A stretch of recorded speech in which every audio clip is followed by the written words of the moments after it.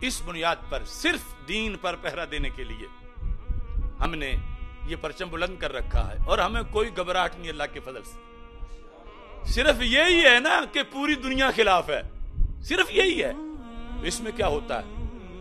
اور ہم کسی سے حمایت کی بھیک نہیں مانگ رہے، جس نے کرنی ہے اپنی قبر کے لیے کرنی ہے۔ اور میرے یہاں بڑے محترم بیٹھے ہیں، ڈاکٹر آصف علی صاحب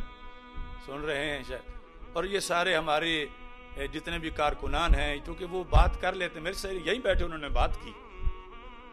جنہیں بار بار علماء و مشائخ بھی کہہ رہے تھے کہ تمہاری بات سنتے ہیں ان سے یہ کہو کہ ہیں 100% سچے، مسلک یہی ہے ہمارا بھی،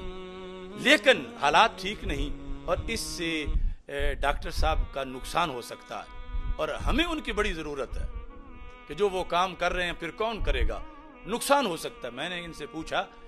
کیا نقصان ہو سکتا ہے؟ کہتے ہیں شہرت کو نقصان ہو سکتا ہے، کہ لوگوں میں آپ متنازع ہوں گے، لوگ آپ کے قریب نہیں آئیں گے، آپ کی تقریر نہیں سنیں گے، تو لوگوں میں شہرت کو نقصان پہنچے گا۔ تو میں نے کہا میرے قرآن نے تو یہ کہا ان اکرمکم عند اللہ اتقاکم، لوگ کیا کہیں گے یہ معیار نہیں، اللہ کے نزدیک کیا ہے ہم، یہ معیار ہے، کوئی نقصان نہیں۔ انہوں نے اس سے اگلا سٹیپ لیا کہ لوگ بڑے آپ کے بارے میں فکر مند ہیں، وہ کہتے ہیں جانی نقصان ہو جائے گا، جان چلی جائے گی، کیونکہ وہ مقابل ایسے ہیں ویسے ہیں، یہ ہے وہ ہے۔ تو میں نے وہاں بھی کہا اور اب بھی آپ کو کہہ رہا ہوں، اور یہ کبھی شاید میرا کہا ہوا تمہیں سننے میں بڑا لطف آئے گا،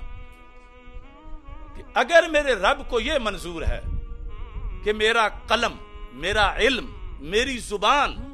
اس سے ملت کو، دین کو، اہل سنت کو فائدہ پہنچے کئی سالوں تک اللہ کے حکم سے، تو یہ بھی بہت اچھی بات ہے، مجھے پسند ہے۔ لیکن اگر میرے اللہ کو یہ منظور ہے کہ میرے خون سے اس ملت کو فائدہ پہنچے، میرے خون سے حق باطل کا فرق واضح ہو جائے، میرے خون سے عقائد اہل سنت اجاگر ہو جائیں، میری شہادت سے اہل سنت اور رافضیت کا فرق واضح ہو جائے، تو میں اس پر بھی اللہ کے فیصلے پر، اگر اس کے نزدیک یہ ہے تو میں 100% مطمئن بھی ہوں، تیار بھی ہوں۔